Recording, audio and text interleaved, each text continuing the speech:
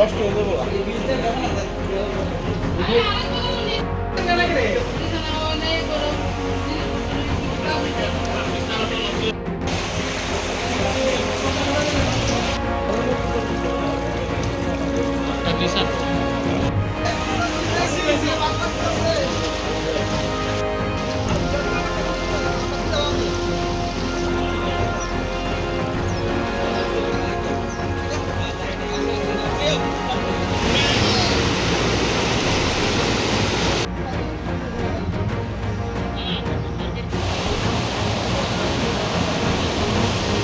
দুর্যোগপূর্ণ আবহাওয়া চলছে, সেটার জেরে আমাদের রাজ্যেও একটা বন্যার পরিস্থিতি সেখানে তৈরি হচ্ছে।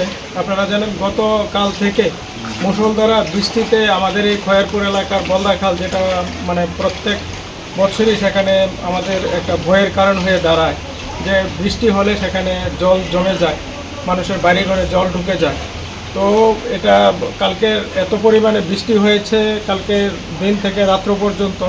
তো সেটার জন্য আমাদের এই এলাকার একটা নিম্ন অঞ্চল এটা, তো সেখানে জল ঢুকে গেছে ম্যাক্সিমাম বাড়িতে, রাস্তায়। তো সেইগুলি দেখার জন্য আমরা এসেছি। আমাদের সরকার, আমাদের মাননীয় বিধায়ক, আমাদের যারা সোশ্যাল ওয়ার্কার আছে, আমাদের সমাজসেবক যারা আছে, সবাই একত্রিতভাবে আমরা এটাকে মোকাবিলা করব। এলাকার যারা জনগণ আছে তারাও এগিয়ে এসেছে সবাইকে সাহায্য করার জন্য। ইতিমধ্যেই প্রশাসন থেকে, আমাদের জিরানিয়া এসডিএম থেকে সেখানে তাদের শুকনো খাবারের ব্যবস্থা করা হয়েছে, শেল্টার হাউসের ব্যবস্থা করা হয়েছে। একটা সমস্যা কি, শেল্টার হাউসে যেতে চায় না কেউ। আমরা পল্লীমঙ্গল, তারপর আমাদের যে bus stand, Chandrapur bus stand, আমাদের পল্লীমঙ্গল এইচএস স্কুল, আমাদের ওল্ডাগরতলা স্কুল, কালীতলা স্কুল, এগুলিকে আমরা সম্পূর্ণভাবে প্রস্তুত রেখেছি।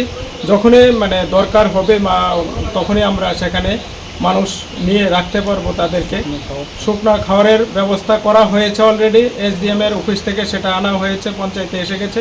কিছুক্ষণের মধ্যে সেটার বিলির ব্যবস্থা করা হবে।